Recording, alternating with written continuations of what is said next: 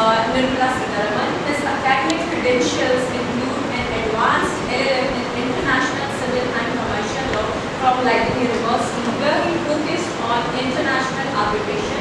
Please join me in welcoming Mr. Harsh Trivedi as he shares insights on the career transitions from law to leadership and beyond. Now I would like to request Dr. Pooja ma'am to give a green welcome to our esteemed speaker.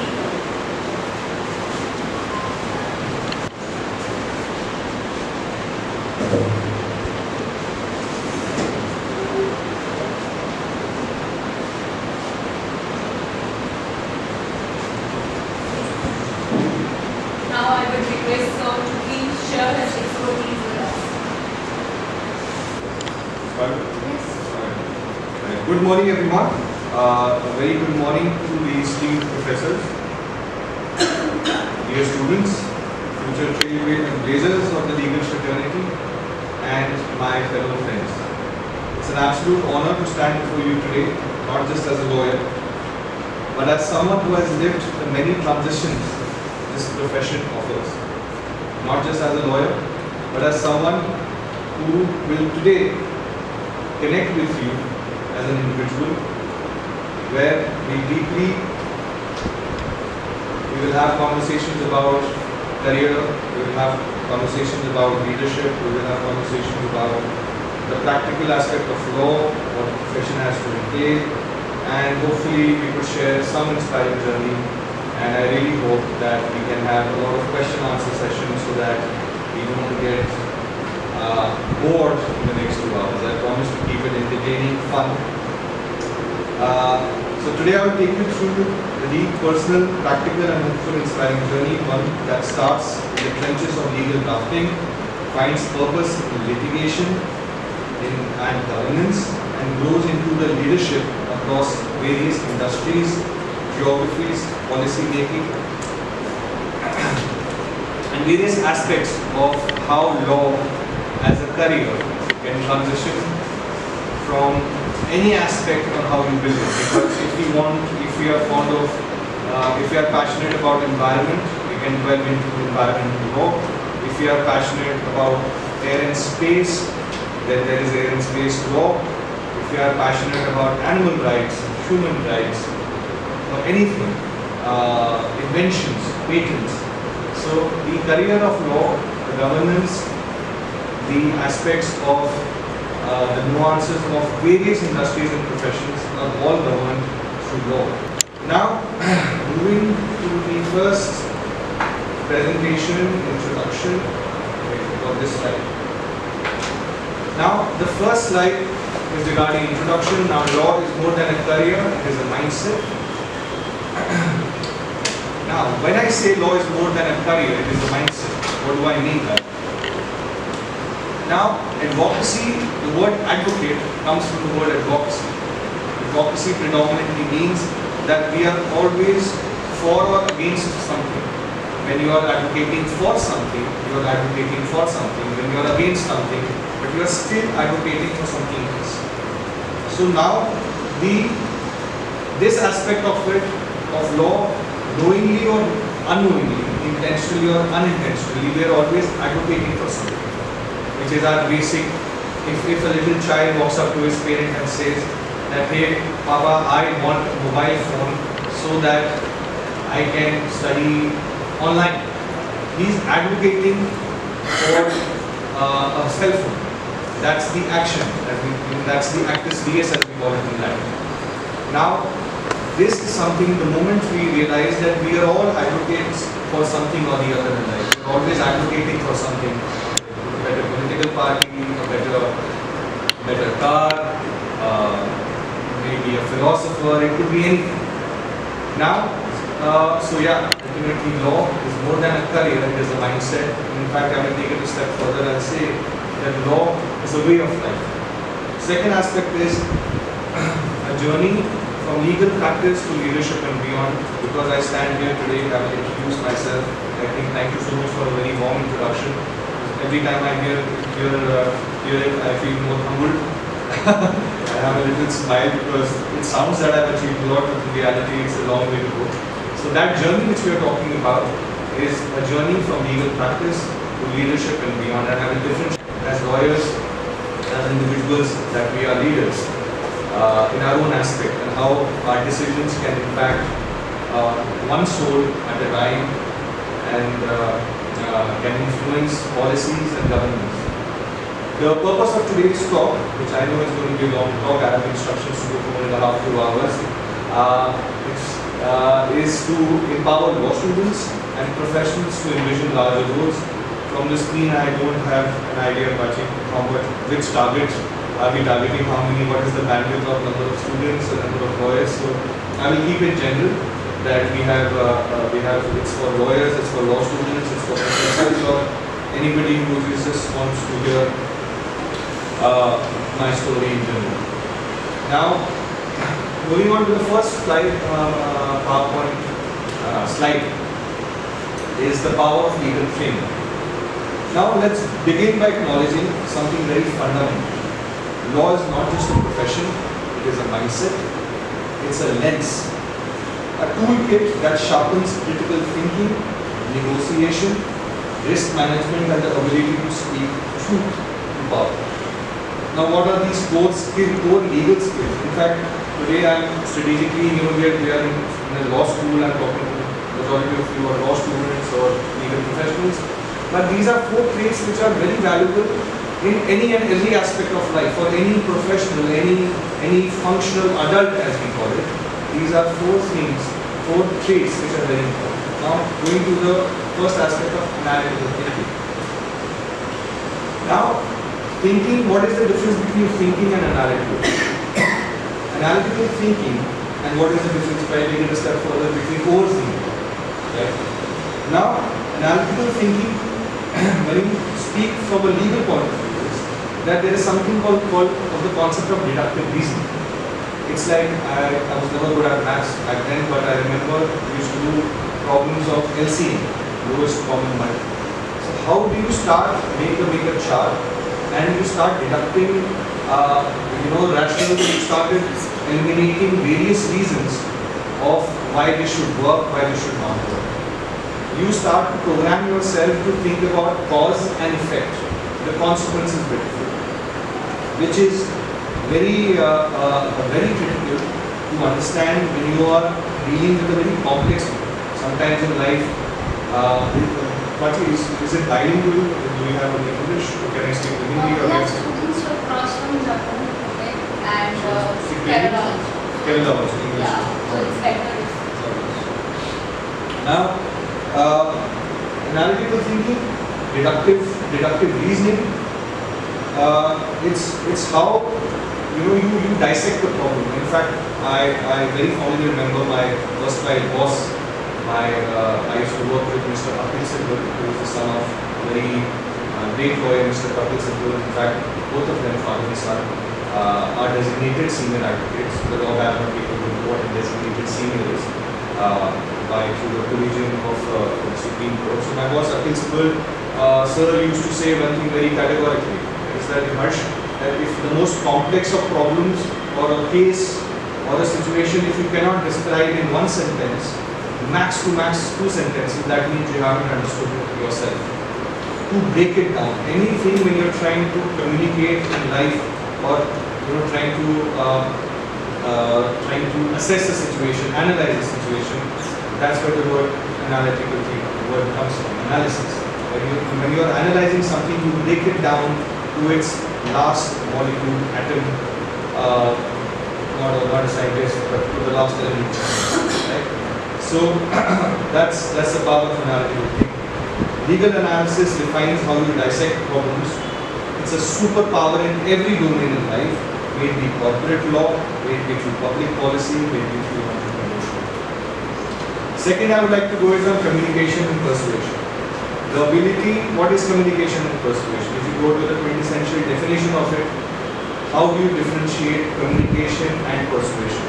What is effective communication? What is non-effective communication? What is language? What is body language?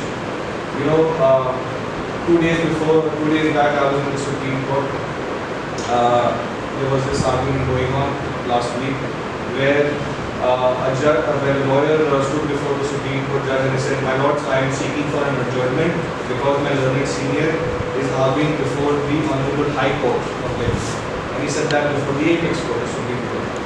And then the Honorable Judge turned around and said, "Mr. Counsel, I hope that you realize that the judge's ego is very fragile and that you are telling the Supreme Court judge that that your senior is appearing before the High Court."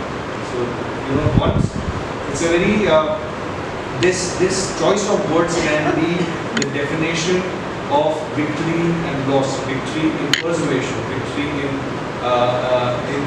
a court case, in influence. Now, that persuasion, that influence, that communication as a trait is so critical because the choice of words, the tone of words, and most importantly, I tell a lot of my friends, my friends also, but mostly my associates, my interns, that one needs to get into the habit of speaking slowly. Sometimes when we are standing and we are presenting a case before a judge or presenting an argument or getting into a communication before a friend, we have this tendency of speaking very quickly.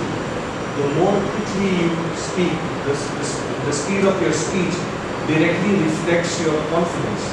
When you speak slowly, that communication skill will automatically result in persuasion. Now, do you notice that the moment I slowed down the pitch of my voice, that started, I may be perceived to be seen as more confident, right?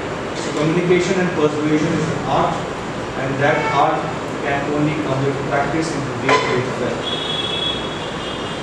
Now, leadership, again, I will club our analytical thinking, communication and persuasion not as a very tactical reason to become a better lawyer, but also as a leader, thinking analytically.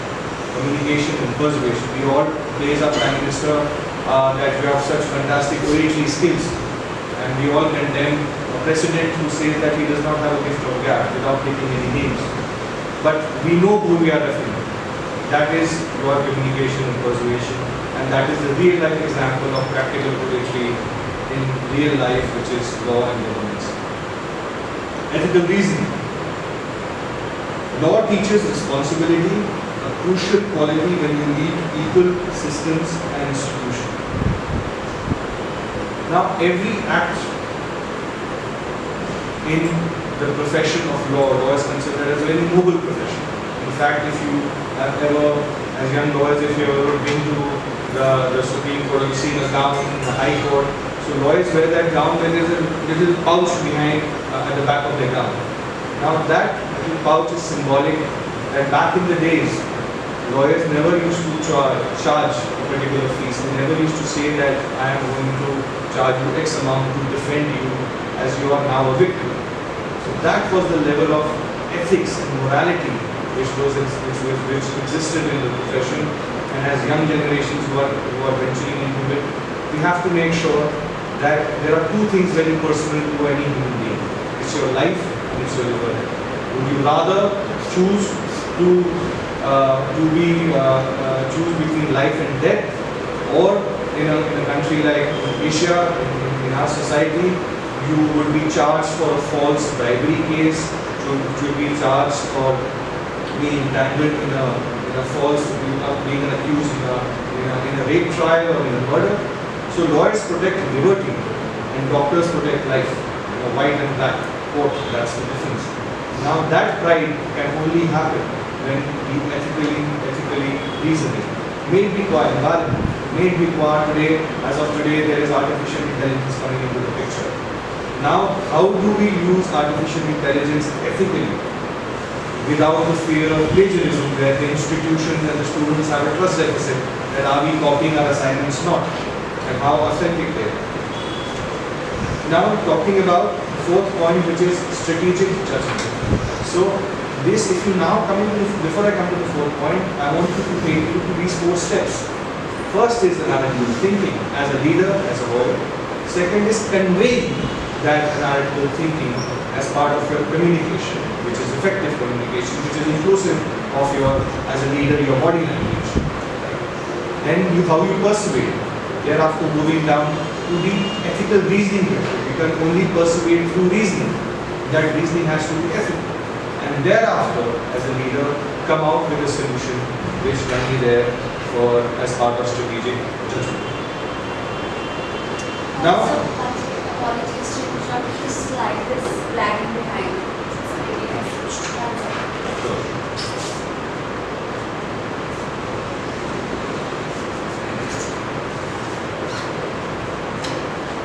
It's visible this way, it's not visible in section. Can you check if it's moving?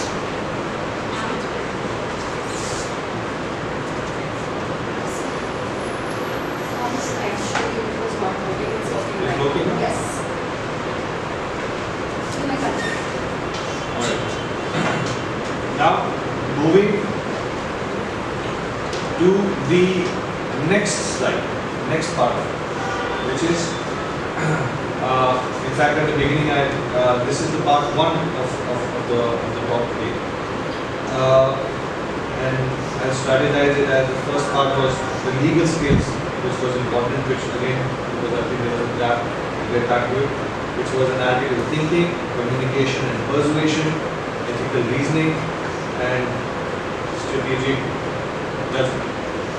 Now, moving to the next part, your legal degree is equal to your leadership toolkit.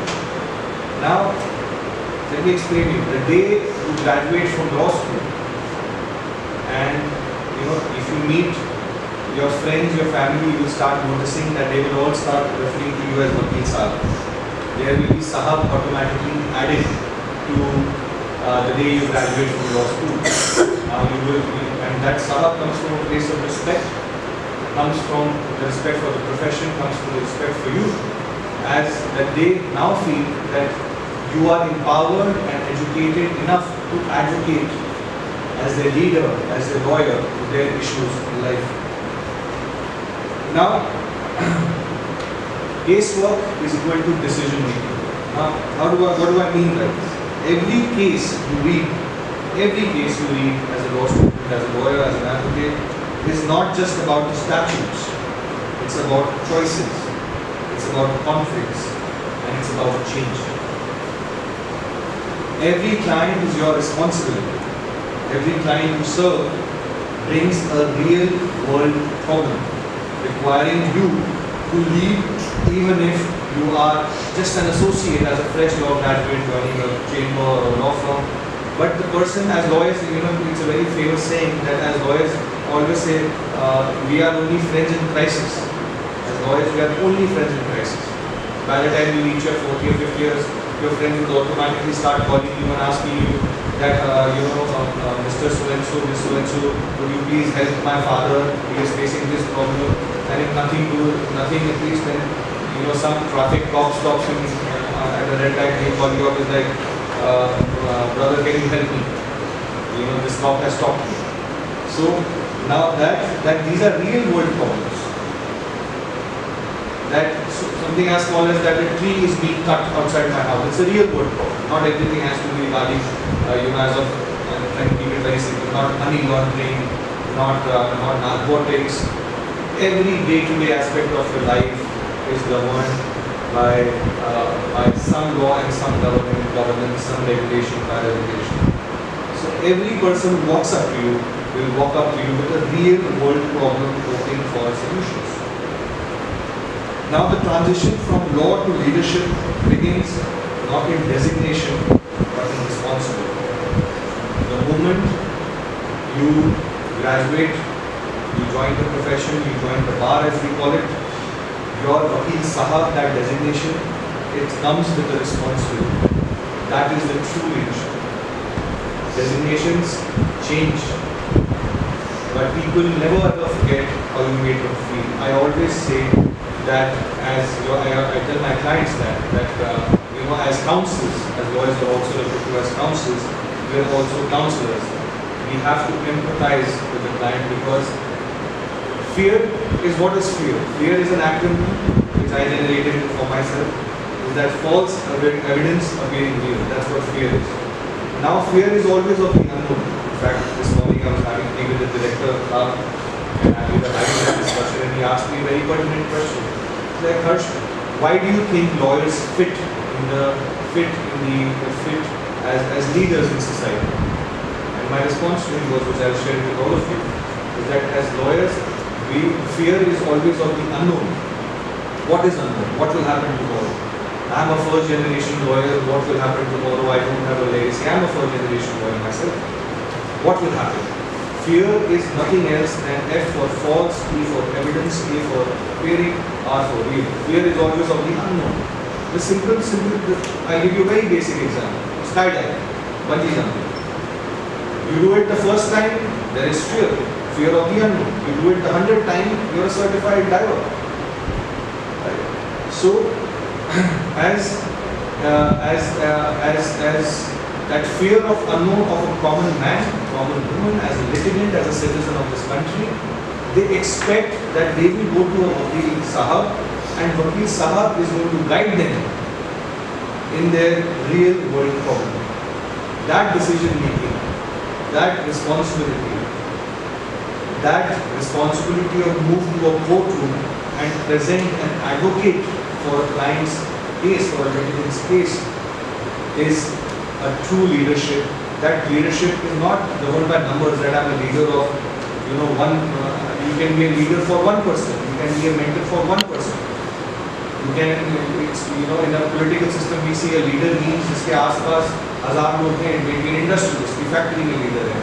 कि हम student, we are leaders in student union, student bodies, or there are leaders in a political sphere of things, or there are leaders in the army, air force, navy, as officers. But believe you me, there is no quantum. It's a very narrow view of looking at leadership. You can be a leader for one soul at a time. And that is what law is, and that is what your profession as a Vakil Sahab, a Sahiba governs. Now, my journey, alright, this is early days, alright. Now, I had a very interesting career path. Alright, so let me begin. So, I'll give you a very quick, brief background about my education. I think most of it is already said. In fact, I'll be very honest and truthful. I'm a very accidental advocate. I always wanted to be a police officer. I wanted to join the Indian Police Services, and back in the days, way back in 2011, where law was an option for Indian Public Service Commission for civil services exam. So after my class 12 in 2009, I joined Sri Ram College of Commerce. I did BCom honors, and most of my batchmates they ended up going to CA, CAS, and all of that. Then I moved to Campus Law Center, University of Delhi, and after I did my first internship with a special public prosecutor. So 2012, first year, first internship. On 1st of December, I joined this chamber of special public prosecutor, who was the counsel for Delhi Police, and all that impression. My father was in the army. He was a war veteran in Kargil, and growing up, uniform was something which I always thought would do well one day. Be that as it may, when I did my first internship, obviously criminal to tackle with criminal, on 1st of December 2012, and the first file which I ever picked up, which was marked to me, was the 16th December candidate. People remember that then. So the first case which I ever picked up, the first file which I ever read as a first year intern, was in the case. And that changed my life. For 6 months, that internship, which was for 2 months, it got extended to 3 months, 4 months, 6 months. But I never left the brief. As an intern, I kept on going back to that office. The entire nation was given time, and I could actually see the actual post-mortem reports and the evidences which were placed on record. Now, at that point of time, I started dealing with a lot of police officials, where I saw case officers, joint commissioners, XYZ, who were trying to defend their case coming to a government council. And that changed my perception towards the police forces, and I decided to pursue law. And that was the first part of it. So, the early days, I think, practicing law in courtrooms. Then after I graduated from law school, I joined law firm called Parashar and Company. It's a criminal litigation firm in Delhi. and I'm sure law students would know that in fact Mr. Ratan Tata, we used to wait for Mr. Ratan Tata, so eventually I ended up representing Mr. Ratan Tata in court. Now, the early days as an associate was not pleasant, I would say, still are not, but how do we define what is pleasant and what is not?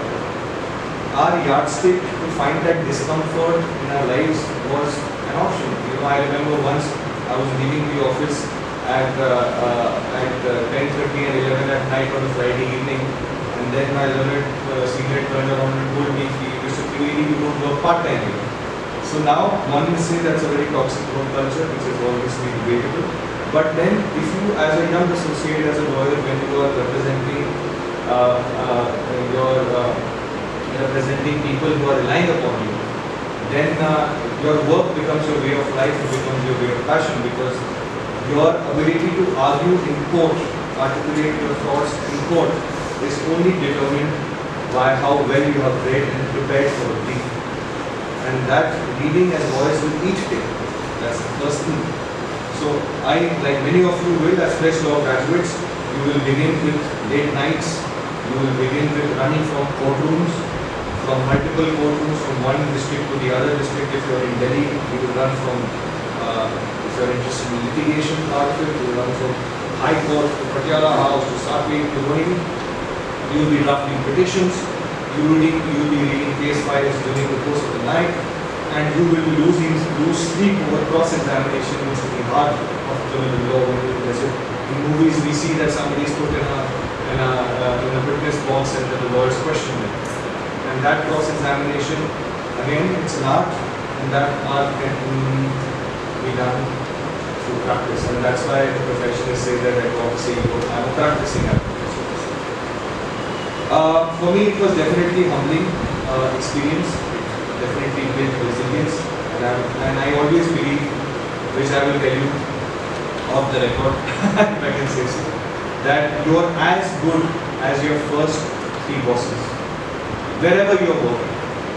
I mean, most of you were graduating or have just graduated, or in your, the last faggot of your education institutional careers. I will suggest, instead of fighting, for a position, for a job in a company, look for the right mentor. If you want to go in-house, look for the right GC. If you want to become a part of a litigation firm, then make sure or become part of a chamber.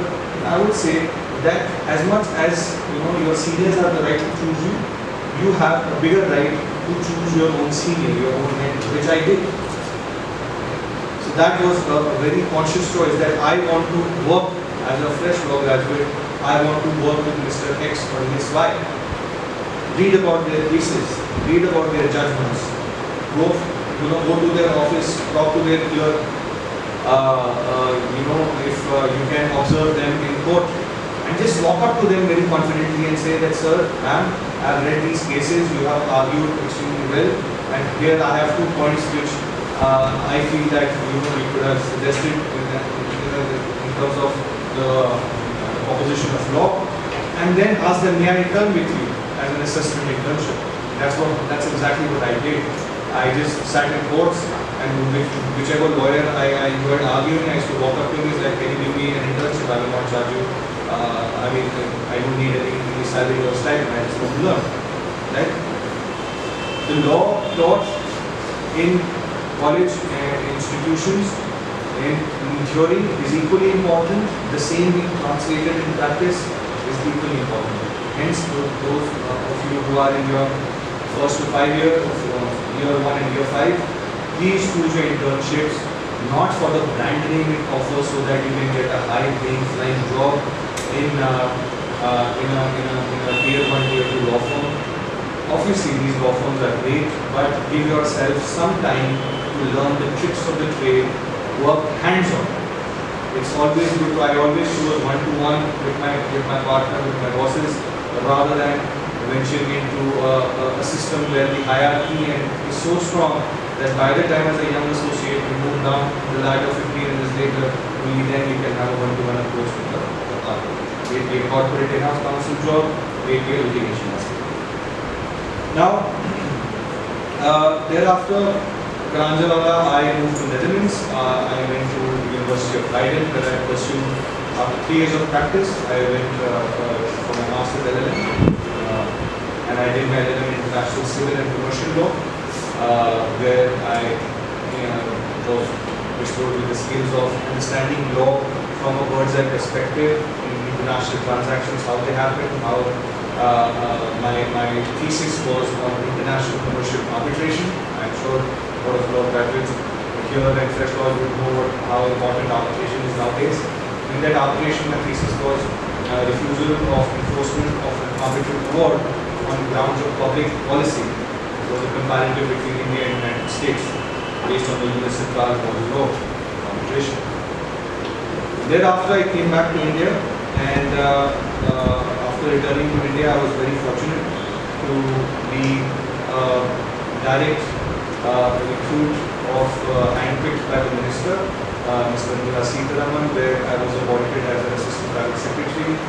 The appointment is based out of, as a gazetted officer, is based out of the chaired by Cabinet Committee of Appointments, chaired by the Prime Minister. And I was 28-year-old as an advisor to the Defence Minister. And I served the Ministry of Defence, and got posted to the Ministry of Finance and Corporate Affairs. And after serving as a bureaucrat, I put up my papers. And thereafter, I joined Mr. Appeal Civil, which I discussed, a senior advocate. Went to general practice for a year. And in 2020, when pandemic was hit in July, I decided that as a first generation lawyer, I will start my own law firm, because it gave me that bandwidth of not having the pressure of having a very fancy office or a very fancy address behind my name in order to attract clients, so to say. So I used to, because it was a lockdown, I chose that hard path of letting go of my job and starting my own firm, because of the promise which I had made when I was very young. When I was 18, 20, I promised myself that by the time I turn 30, I will not work for anyone else. So I was exactly 29 and a half when I executed my promise. It was a vision which was a 10-year plan. I managed to execute it, and 5 years later I stand before you as managing partner of Parashar, which is part of my firm. So now, the things which I learned in governance with the government was obviously my decisions, the decisions of the government. The minister can impact millions.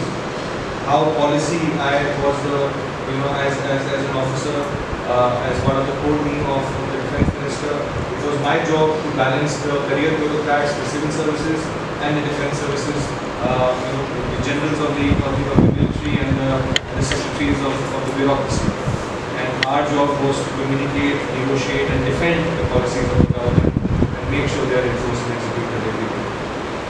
And the best part was that while I was with the government, there was a part of my job where I used to write speeches for my boss, my minister.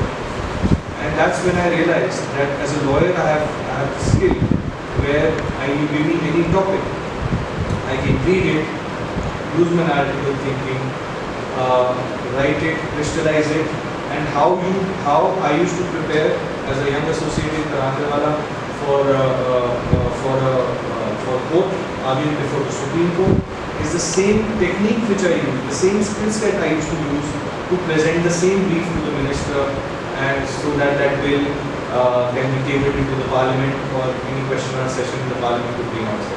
Skill of convincing, that skill of communication, that skill of strategic judgment and analysis definitely helped me guide the aspects of policy making in the governance. Now, I'll move down to the next slide, which is into governance. I think I've already spoken about it. As a yes to the cabinet minister, policy making experience, it was exposure of national impact. Working with the armed forces, being a son of an army officer myself, seeing the military, seeing the defense forces as a Fauji child, and being at the same time being an advisor. But I was one of the youngest officers. I was 27, 28 when I was an advisor. Interesting to see that leadership positions don't have any age. there are two things in life. It is your experience and it is your exposure. Now when I say exposure to national impact, I'll give you a very real world example.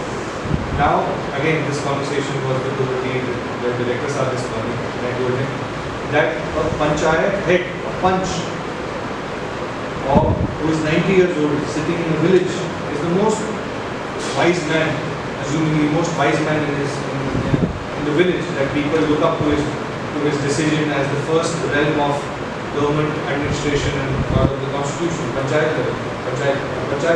that they go up to him and they assume that because of his age and experience, so on and so forth, the wise old man, old woman can give a diktat which will be used as a precedent for people in the village. But that same experienced old white man and woman, when they reach this railway station of Paharganj in New Delhi, they are lost. They don't know how to buy their own ticket. They get confused. They get intimidated in a city because of lack of exposure. All these years I have realized that in my experience we give a lot of credit to experience, but more so a lot of credit also needs to be given to exposure. Now what is exposure? Your exposure is to me right now. Your exposure is that I am sitting here, standing here and having a conversation with you, so you are exposed to my side of the story. Exposure is reading a book. When you read an autobiography, you read a biography of leaders, of Barack Obama, of Mahatma Gandhi, of Soli Sorabji and Fali Nariman. So you get exposed to their life. You don't have to read these legends. If you read Gandhian philosophy or you read about Savarkar, you get exposed to their life. And that exposure is far more critical because it minimizes your time duration of learning. That experience gain helps you gain experiences you gain and over time.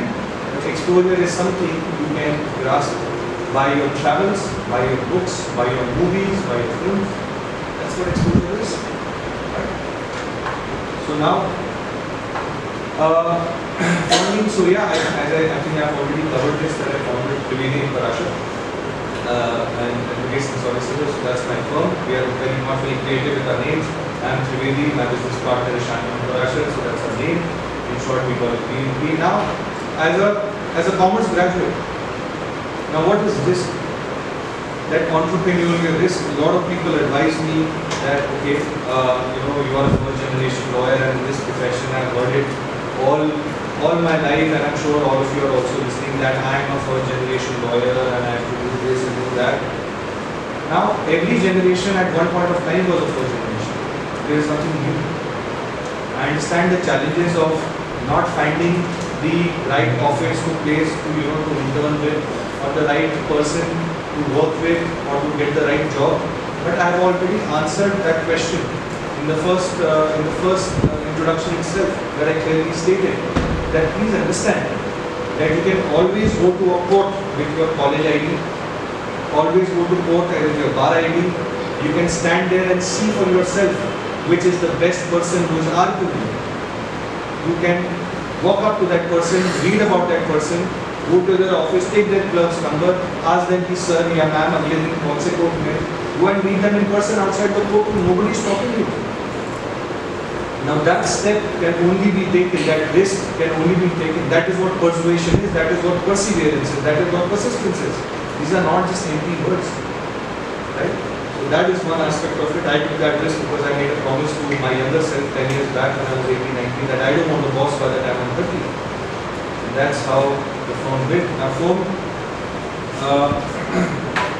moving to the next part, which is firm building. Yes, firm building is it's now what the question which I asked myself, what is that one thing which will make me different or maybe perceived to be different as a lawyer? And when I was thinking and I was meeting more and more people, my friends who are from the non-legal backgrounds, or my experience of 7-8 years back then was predominantly just one thing, which is that there is a lot of trust deficit between a litigant, between a client and a lawyer.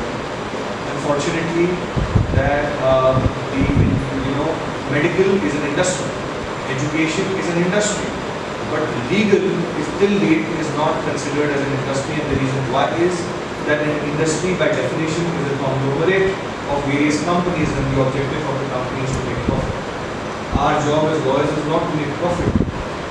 Our job, we are not a service industry. If today, I am sure as lawyers and leaders, which you would have seen that if my client refuses to pay my fees, I cannot sue him. Lawyer, I disappoint my client in court, vice versa, my client cannot sue me, which is basically that as its ethics, its morality, is the trust which the litigant is placing of its life, earning of its liberty for you to project his case and get a relief from the court. And as we all know, I feel it's my personal opinion that in India sometimes, going to court, the process of going to the court is punishment. The relief is what we can see. Therefore, my objective of firm building was that I identified a list of problems which my clients, I've heard that Vakil Saab doesn't pick up my phone, he doesn't tell me where my cases is, and doesn't come to court by reading his brief, he takes adjournments. This Tariq pe Tariq is a concept created by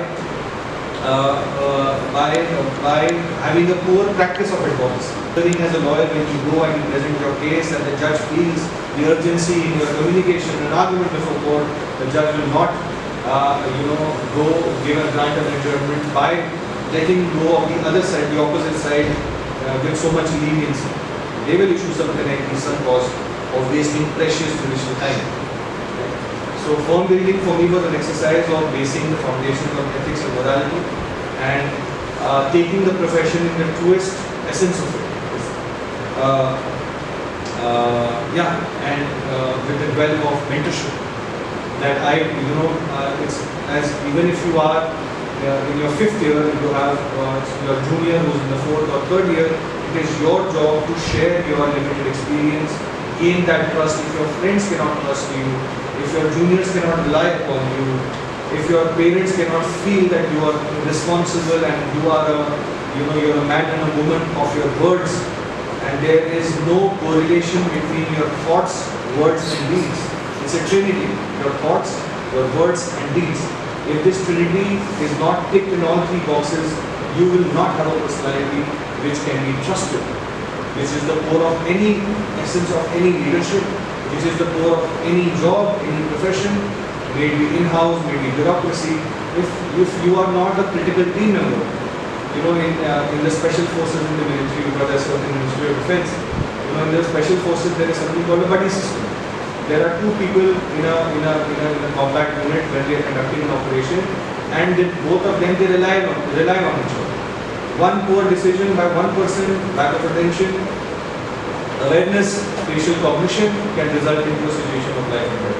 So firm building is nothing like individual building, which is basically that you have to build a personality where everybody around you can trust you. So that was my vision, and I think I've covered leading with ethics and vision. That was my vision of starting my firm. Now, career transition zones. Now I will get into some technical aspect of it. Now, there are 4 transition zones in law, so to say. If there are in fact multiple variances to it, but I've just covered 4. One is litigation to in-house counsel. That first of all, if you are a litigating counsel, we all know what litigation is. Anything where you go to court to present the client's case by wearing a uniform, that's called litigation, which are basically your courtroom lawyers. To in-house counsel, again there are boardroom lawyers, because the contracts which are drafted, the company's compliances which are done, it's all done in-house. So you are a part of the legal team. For example, you have Coca-Cola. So Coca-Cola has a marketing team, has a finance team. So they have a legal team. So that's called an in-house counsel. So they are technically boardroom lawyers, and as litigators and advocates, they are courtroom lawyers. Now, legal to public policy.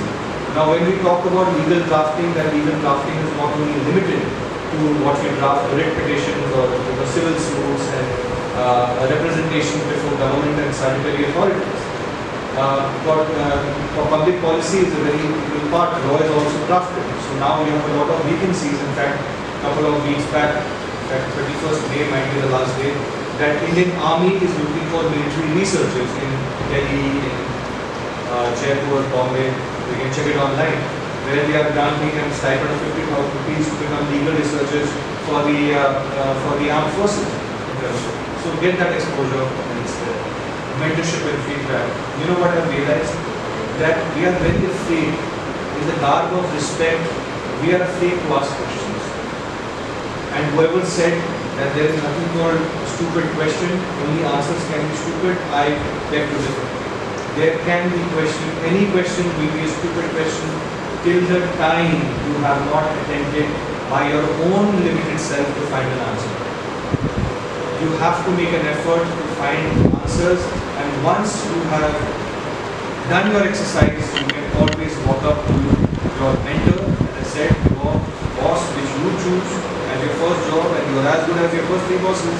They can either make you fall in love with the so-called advocacy profession, or you can hate it, because it's an environment again which you are choosing, right?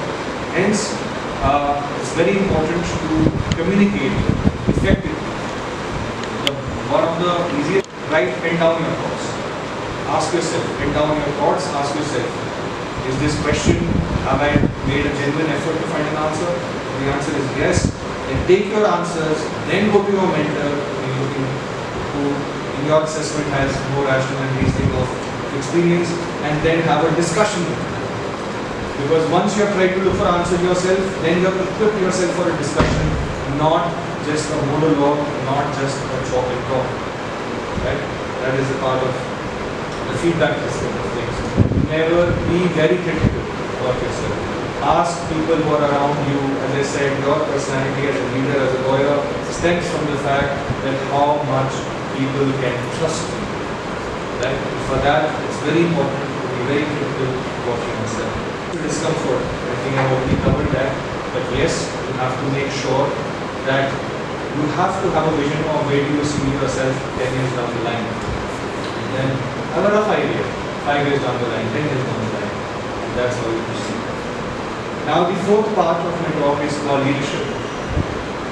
What is leadership? We have parallelly we are going on law leadership. But again, now when I'm focusing on leadership, you will see that the thought behind my previous discussions before this is overlapping of law and leadership. And now we focus on the leadership, where you will see that I want you, all of you sitting there, to take a step back and think that everything Mr. Trivedi over here has discussed about law, does the leadership part of it fits in it well? Now, what is leadership? It's not a title, it's an influence, right? It's not hierarchy, it's influence, but influence. Leadership is not charisma, but consistency. Our Prime Minister saying that he is very charismatic, but he has been consistently charismatic. Charisma can fade very quickly. Maybe your first impression, you meet someone, you might seem them very charismatic, right? But after 10 minutes, your opinion changes, because you have a conversation with them, your communication skills, the way you present yourself, or the way they present themselves, it's not consistent. As I repeat it again, there has to be a unity between your thoughts, your words, and deeds. Third is not dominance. Not dominance, but decision making under pressure. Decision making is very critical. Every morning when we wake up, we are taking decisions, maybe consciously, unconsciously, consensuously, or knowingly, unknowingly, we are taking a decision. Maybe a good decision, maybe a bad decision, only time will tell, because minute decisions which we are taking every day has a collective impact of what our 5-year or 10-year-old plan is. So, how self-aware are we? Let's not talk about self-love. Before self-love, there's a whole concept of self-love, but I'll take it a step ahead. I'll talk about self-awareness. How aware are you that you are taking a decision which is in contravention for your betterment in the future, of your future, your own future self? So that's one aspect of it. So that decision making under pressure is a true trait of a leader. You have to be a leader for your own self first, right? So now the lawyer as a leader, not power but responsibility, not control not control, but vision. What means that not domination. Just because we can, I've seen this in the roads of Delhi, for example, in the matters of road rage, that person sitting in a vehicle will not think twice before shouting at somebody who's driving auto rickshaw, but think 10 times before arguing with a person who has probably a more expensive car than him. Now, that is something which is not consistent to the values of a leader. It's humility. It's your vision. Right? So that consistency, that personality which can be trusted, which can be relied upon, one of the biggest companies in the world is called Reliance. Why Reliance is called Reliance? So that Reliance, the word in its truest meaning, that people can rely on, for example. Now, as a lawyer, as a leader, well, we are critical thinkers. We have to do deductive reasoning, something which we have absolutely discussed. We are the ethical gatekeeper. Law is one profession wherein you are a leader from day one. If you want to change into, you want the policy making change, you want to challenge the policy of the government. What do? Either you become a member of parliament or a member of the legislative assembly, fight an election, go into the parliament and ask questions, as most of our leaders do. Or once you do that, you become a minister, a step forward, then you pass executive orders, and then you are a leader as a minister. But no, law is one profession where a 21-year-old, as a fresh law graduate, can walk towards in the corridors of the Supreme Court, the highest office, judicial office in the country. And while he is standing there and arguing, as a 21-year-old, he can tell and put his argument. Assuming there is another super senior lawyer who is 85 years old with 30 years of experience. And that opportunity which that 85-year-old counsel is getting is the same opportunity which as a 22-year-old counsel you will be getting. Now, most of you will have a question. I'm sure I can hear it out and loud. The level of indulgence which will be granted to a very super senior legacy counsel, will that opportunity be granted to me? If I may say so, the answer is, well, everything which you are talking about here, which are analytical thinking, how much the judge, any judge, it's not what you say, it's how you say it. And when you say it needs to carry some weight, it needs to carry some conviction. So as a lawyer, you are a leader, you have the right to file a PIL, file a writ before the honorable courts and get an order. So that is a power which can influence public policy, which can influence policy making, maybe regarding environment, maybe regarding any aspect of it, your privacy. Right? So that is very important to be an ethical gatekeeper, as I said, as lawyers. It's a communicator, which I've already covered. That's as a part of strategic communication. It's very important to articulate your thoughts, to do your homework, to do research, to have an angle, and to some people active reading. While you're reading, as an active reading, as let me tell you, as lawyers, we eat paper. Now when I say when we eat paper, I basically mean that it is very critical that we don't read paper, read documents out of leisure. We read them in order to examine them, analyze them, and to create an argument for them. So as a strategic communicator, it's very critical that you understand that if, and that's not true in any aspect of life. You might be in-house counsel, you have to read contracts, you have to read bureaucracy, you have to read files, you have to read reports. So this is common for each and every aspect to our leadership and a consistent, trustworthy leadership. Now my personal institution building I've already spoken about, that we have the influence of taking the ethics, taking the intent and the vision to build an institution. I've been, there are a lot of times I'll give an example when people walk up to us and say that, X authority, police is corrupt, sometimes there's some corruption in judiciary, or sometimes there is allegations of, municipality being corrupt, and XYZ, every agency which is being paid by the public exchequer is basically corrupt. but I always turn around and tell them that the kind of society which we are building for ourselves is the same society which will be represented through these institutions. So no judge is coming from Brazil or United States sitting in our courts. It's how we build a small, tiny change in our intent and our mindset in our institution, and the change starts from where we live, and institutions are just made of skin and bones like any other institution or any other organization or company is doing. So, my personal takeaway is that one needs to always focus that it's always people over with plus empathy. Being right is not enough. It's not enough. It's never enough, and I say it again, it's not never enough to be right.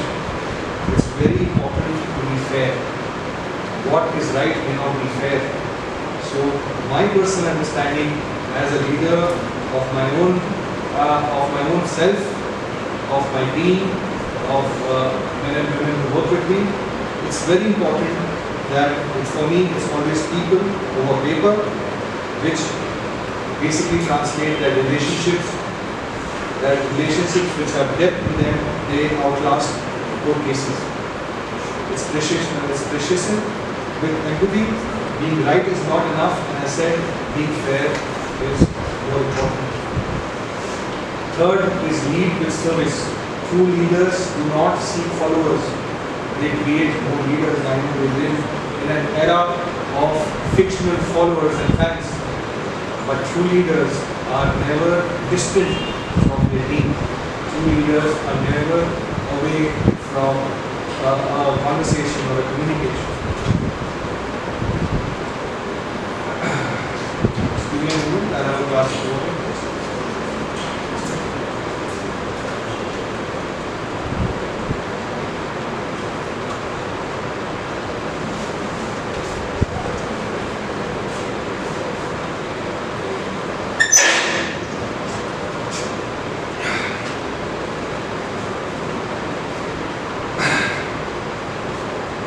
Now, this is what I was talking about. My leadership lessons. People over paper, empathy plus precision, and lead with the idea of service. We call it this. Now, future frontiers. Very important, which is part 5 of my talk. Future frontiers basically means that the future belongs to interdisciplinary thinkers. Lawyers can wear multiple hats, are absolutely high demand.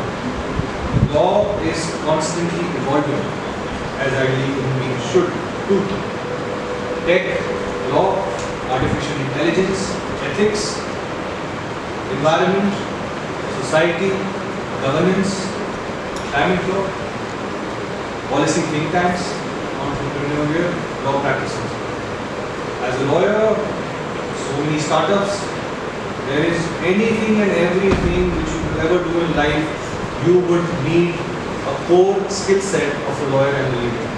That core skill set is, well, we'll have that in the question and answer round, where you confirm that the core skill set is based on a unity between your thoughts, your words and deeds, backed by critical thinking, backed by critical analysis, backed by communication, backed by persuasion, and backed by ethics and morality, and ultimately a strategic judgment. So, policy think tanks is a great avenue. Climate, air and space law, especially tech law, if most of you are interested in, if any of you over here, a lot of people have an engineering background. They do 4 years of engineering and then they do 3 years of law. They are very proficient with intellectual property rights law. Second is cyber law, cyber crimes. In fact, I will take it a step further, investigative journalism. We need journalists who have, who are investigators who can understand very complex financial white collar and white collar crimes. Right? So maybe forensics, maybe financial crimes, maybe tech, maybe policy. Law is definitely it's an option which you have to take. Please note that if you think that just because you have graduated from law school, you have to be an advocate. No, that's just one of the options. You have studied law. An advocate has to be a law graduate, but a law graduate not necessarily needs to be an advocate. You can get into a tech startup, you can get into into banking, you can get into finance, you can get into films. My gosh, so that is the future frontiers. Now, lawyers who change the world. There are just few examples I've put in here, and I'm sure none of them need any introduction. And because I'm a lawyer, I'll be a little biased. I always ask my friends when we have this debate about bureaucracy. Being an ex-bureaucrat myself, so one of them, they asked me that as a former bureaucrat, why did you choose to get back to law and start your own firm? So my question to them is, I asked them that give me the names of 10 military generals you remember post-independence. Everybody gets down to Marshal Manekshaw, but beyond that, we are doing election. Maybe if you can name 3, 4, 5, we can do that test in the Q&A session. Give me the name of 10 chief secretaries of India. No answer.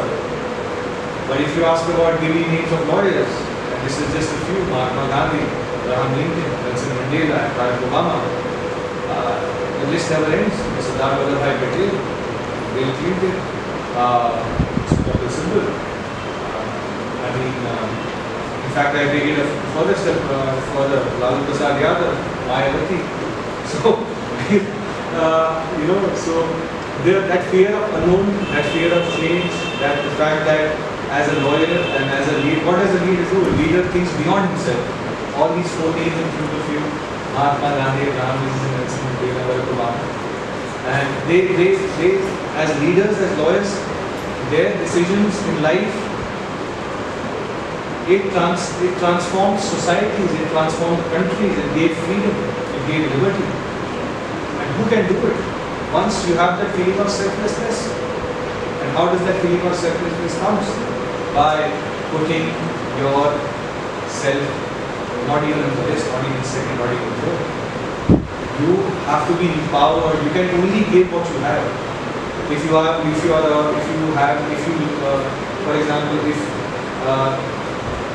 you are insecure as a human being, you can only think you have to offer to the other person is insecurity. If you are self-aware enough to know that you are chaotic, you can only pass chaos.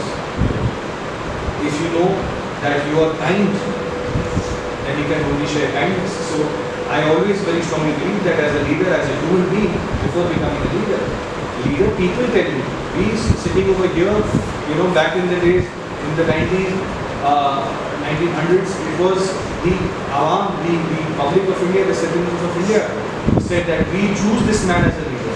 Mahatma Gandhi never said start calling me a leader. He was put into that position. And they chartered the entire course of history. That's a big responsibility. Sir, there are a few questions. Would you like to answer them now, or should I take them up? Yes, let's take the questions now. So the first is, I am confident in my research and content preparation, but I often struggle with public speaking and written stage confidence. Could you please share some advice on how to become a more effective orator? Okay, that's a very fair question. Now, there are 3 steps. First is preparedness. If the fear is always of the unknown, as I said, the lack of confidence has 2 parts. One aspect of lack of confidence is lack of preparedness, and the second aspect of lack of confidence is your exposure. And these are both these things I've spoken about in my conversation today. How do you fix lack of preparedness? You prepare, you read, you revise, and as much as you feel that you are prepared for something, you are never fully prepared for something. It's like writing a movie script. You just have to make peace with it. The script, it never ends. You can always change dialogues and characters and screenplay. So you make peace with it. You say, okay, my job is done. Till the time you reach that satisfaction that you have done, put your preparedness to the core, right? That's your first part of it, of preparedness. If you're saying you're confident about it, that's amazing.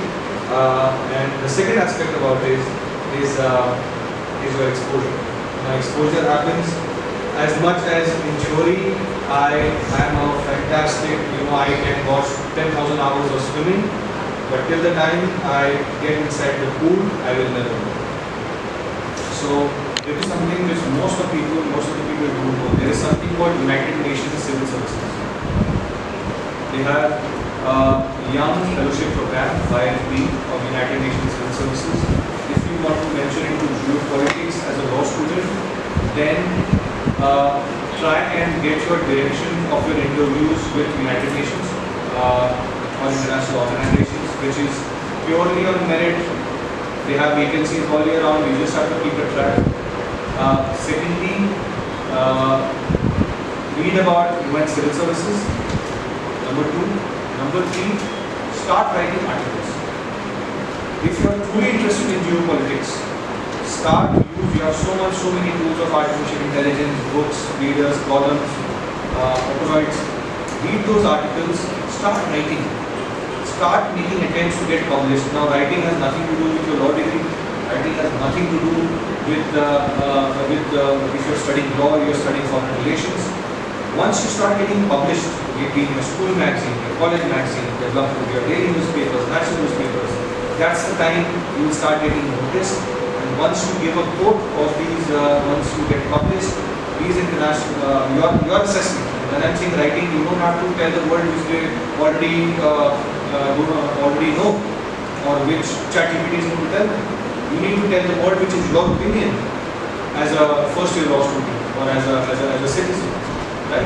Now that opinion, you have to perfect it till the time you get published. Then focus on journals, work for media agencies, work for Hindustan Times, foreign division, get an internship with the BBC. And that's how you develop this skill, you develop that network, and over the 5 years, once you develop that network and you are published, then definitely international relations, maybe work for New York Post as a journalist, as a diplomat. Yeah. As a fifth-year law student, I am very eager to contribute meaningfully in public service. Could you please guide me on how can I pursue an internship opportunity in any ministry, and what makes me stand out? What will make me stand out? Now, first things first, and this goes for everyone. In fact, if all of you go on the website of Bar and Bench, you will find an advertisement for the recruitment of Trivedi and Parashar, which is live right now as we speak. So we are actively looking for young associates to come and join us. Now this advertisement was posted around 10 days back, and believe you me, the last 10 days, every minute I receive a resume on the official website. So till now, I must have received, I don't know, for a lack of a better word, maybe 2,000 plus resumes. Now, somebody who is running his own office, I do not have the time to go through 2,000 resumes. Now, what do I see? First of all, the instructions which I have written in my advertisement are very specific, which is as per my requirement. For example, I have written that please share details in your cover letter. Kindly share details of your last one salary and your expected salary. Right? 90% of the resumes I have received, they have not even followed this basic instruction. The art of writing, that dear sir, if you are writing to me, they do not know if the S in dear sir is supposed to be capital or small. Basic grammar, basic attention to detail, how we articulate. And this is somebody who has 12 years of formal education, 5 years of legal education. After 17 years of paying money to learn things, this is the impression you create from the other side, from the management point of view, from the other side of the world. That's number one. Number two, if I see an email which is not even properly formatted, or the resume is given in a Word format, I don't even open it. Automatically, I would like to reduce the space it uses on my Google Workspace. We delete that resume even without opening. I'm telling you the secret script so that all of you can prepare yourself accordingly. Now, what is critical is your resume. Nobody is going to go through your birth certificate to verify your age. Nobody is going to assess and judge you, ideally should not, on the basis of your marks of your 10th standard, of your 12th standard, of your maybe even your law school grades. But we will assess you on how well your formatting is, how articulate your language is, are you talking to the point, are you very specific on your experiences, and if at all you get an interview call, I will say it again, your resume is the most important document of your life. It has to be the prettiest document. It has to be the document you can, thump your chest with conviction and say that I can justify everything which I have done in your resume. Because the recruiter always knows that everybody lies on their resume, but that era is gone.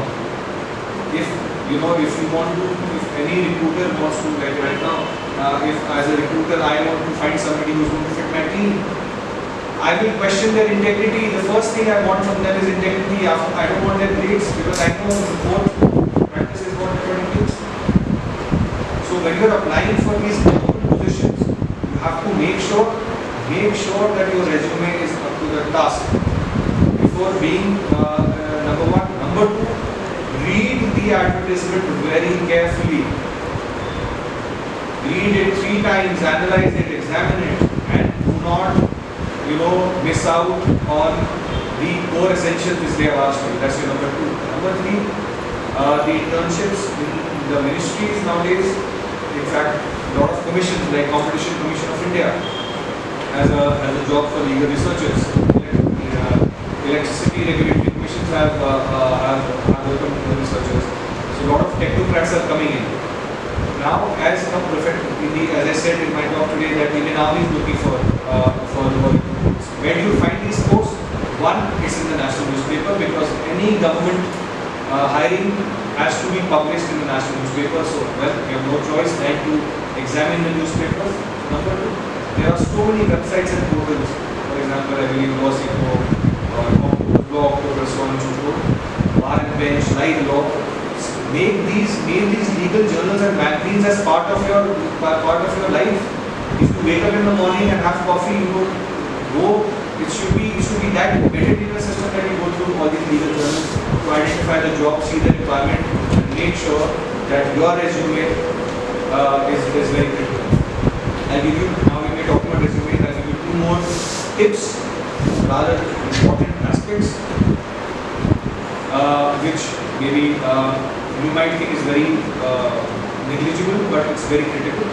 One is when you are sending an email, there is your photo icon also there in your Gmail. When you are sending a WhatsApp, there is also a photo of you in the WhatsApp. Now, human beings with human discretion, if you have a professional email sent for a professional work, then make sure that the photograph is there with a suit and a tie, or with formal dress, and however it has to be, in a sari or whatever it's formal, however we all know formal is.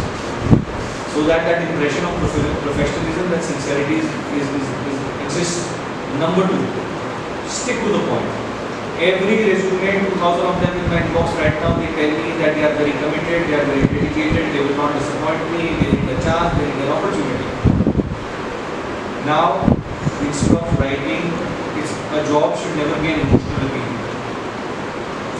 It's purely a commercial transaction where when I read your resume, I should be able to trust you.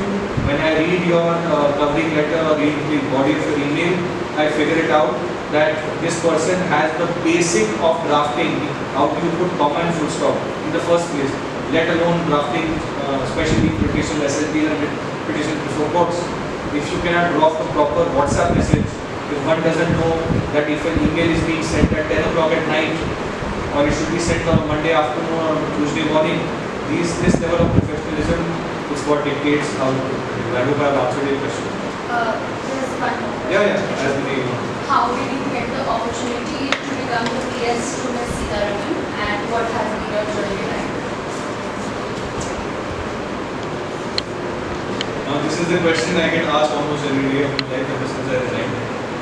What happens is that the government of India, up to joint secretary level, there are technocrats which are appointed. So they want the government, every minister, every cabinet minister, or every other minister has its own core team. That core team is handpicked by the minister for the most trusted people. Now, for example, if we say that it's Akbar who's a minister and it has its own 9 gems is correct, right? So one of the Birbals and so on and so forth. So every minister has that quota where they can hire, for example, 10 people from wherever they want if they qualify certain category. You cannot hire a Pakistani national to be obviously, right?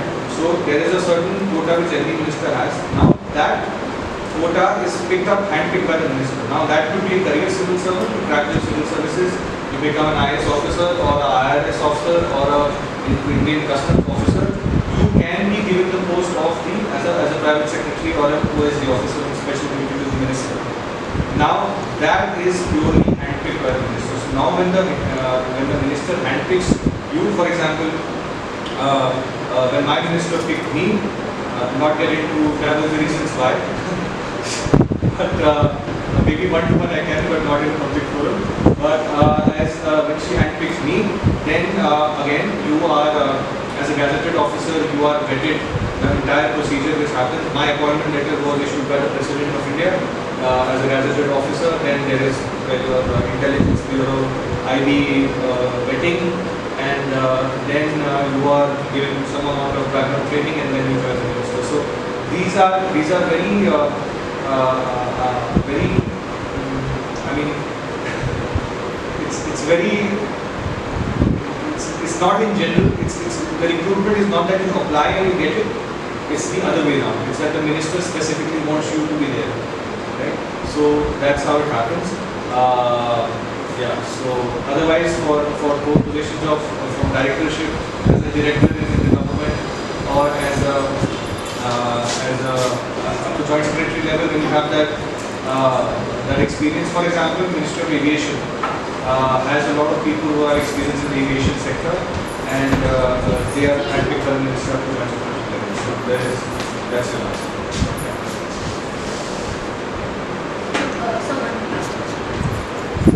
I have many questions. How was masters from abroad beneficial for litigation? So now masters LLM, I feel that LLM is a degree which is a career enhancement degree.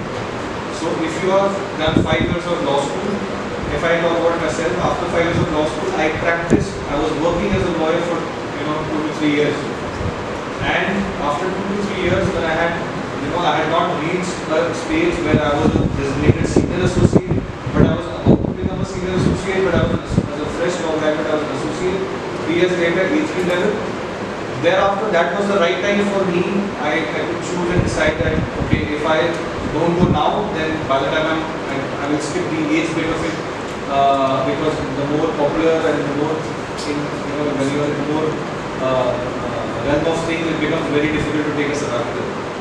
The reason I chose my LLM was because I wanted a bird's eye view. I always believed that once in your, again my personal belief system, that LLM granted me the opportunity to see law in similarity. Now when I say law with similarity, I'll give you a small example. I love traveling. I've traveled over 50 countries solo by myself. So when I used to come back to The Hague in Netherlands, after traveling, I never used to recollect or remember things. It's because I used to see the difference between, I used to try to memorize things, or recollect things, or reminisce about things, and I used to see the difference between, what is the difference between France and Italy and Spain, so on and so forth. But when I changed my approach and started seeing the similarity of things, that's where my intellectual cognition became more resilient to deal with these issues. So LLM first of all gave me an opportunity to see law, the legal, the law as a bird's eye view, where I could see that the procedures, common law practices, the judicial approach, the ethics, the protocol, the models, everything across the world is more or less similar. How law and judiciary is practiced here in India is more or less the same between in Brazil, or is the same in Colombia, or is the same in Australia, Obviously, there are various jurisdictional distances. There is Islamic law, there is civil law, and then there is common law. But once you gauge through collectively to see how law functions in the world, it just opens and gives you that experience and exposure, which makes it really easy for you. When I come back now as a litigator now, one, it's very easy to gain trust of international clients because they know that I have read law as a transnational lawyer. I'm aware of how things function in the European Union, number one. Number two, it's comfortable for me to attract international clients, and as I said, it's all about trust. Number two, it has made me appreciate and be more critical about the Indian legal system. Number three, that it's a 360 degree for me personally. After studying in SRCC and then going to CLC and then going for my masters, I feel that the university, as I said, university is to give you information and knowledge about the universe. That's where the word university comes from.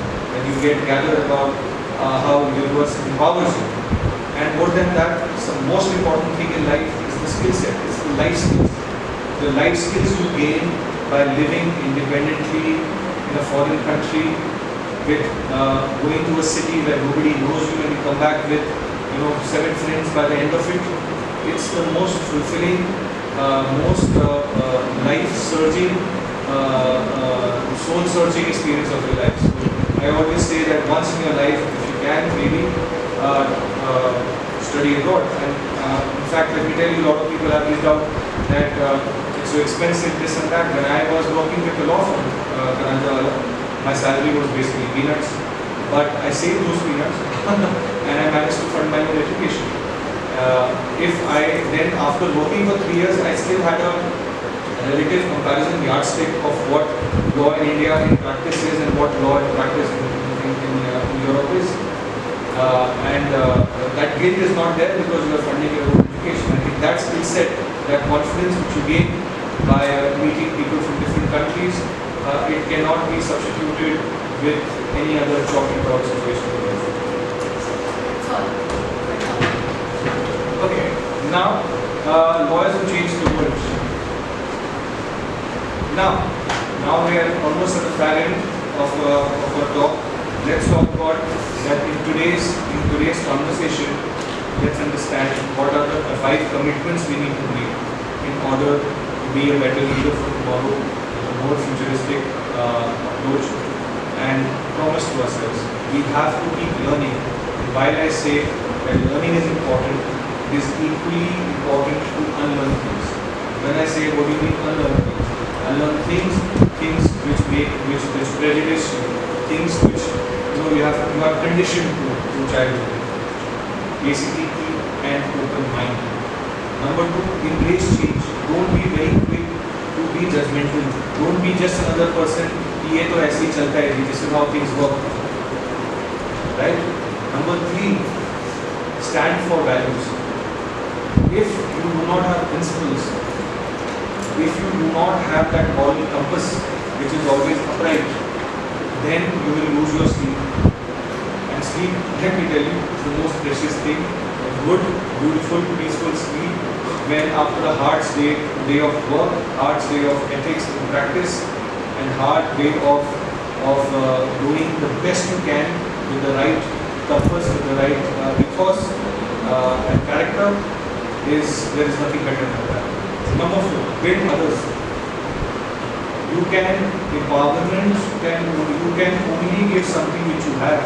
If you do not follow number 1, if you do not keep learning, if you do not embrace change, if you do not stand for values which have been instituted by your teachers, professors, your parents, your friends, your family, you will not be able to build others.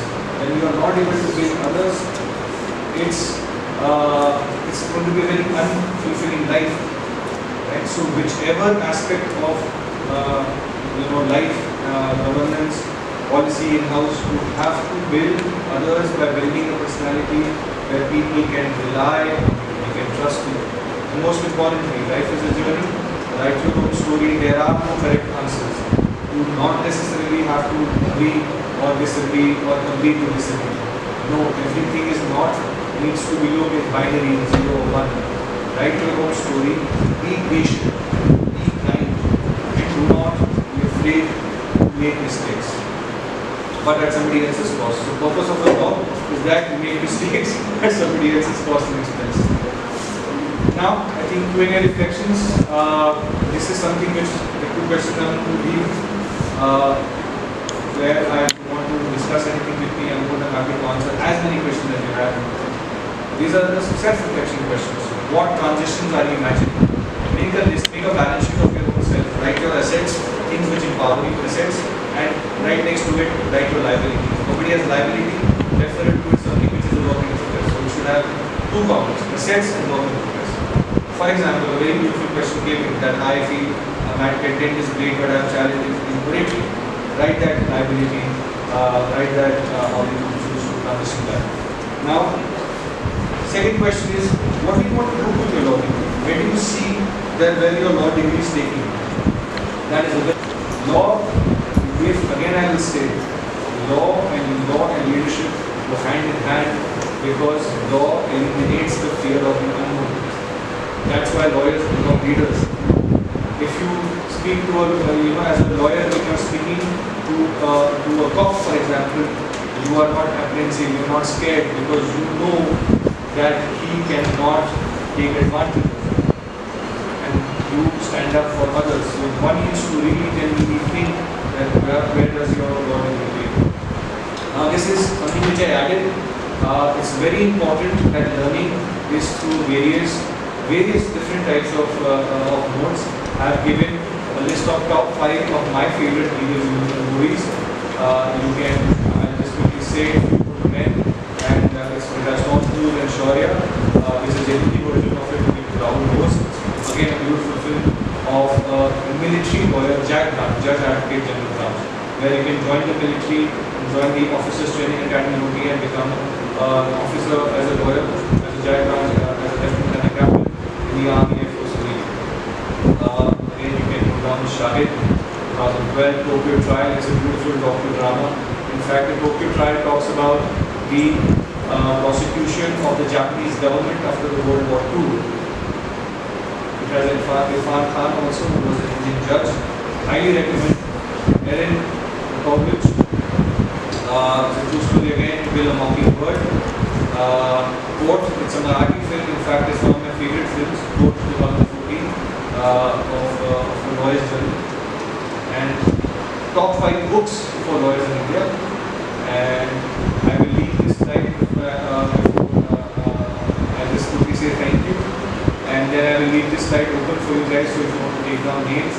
It's Courtroom Genius by Solly Sonerji, Before Memory Fades, an autobiography by the legend and the man Khalil Arima, Working a Democratic Constitution, a History of Indian Experience by Randall Austin, Law and Constitution India, and the case that shook India. Last is, thank you so much for patiently listening to me. If anybody has any questions, I am right here. Feel free to ask as many questions as you want, and I will try to make them answer. Thank you so much. It was an absolute pleasure of interacting. I hope that there was some 2 bits I could share with you, and that's my office email ID. If any of you need anything in life and just want to have a cup of tea, you can go on the internet. Thank you so much. Thank you, Prachi. Before I close, I just want to say thank you to the director staff, the teachers and the professors. I hope I've done justice for your students to share my limited wisdom. Thank you so much, and hope you have a wonderful summer.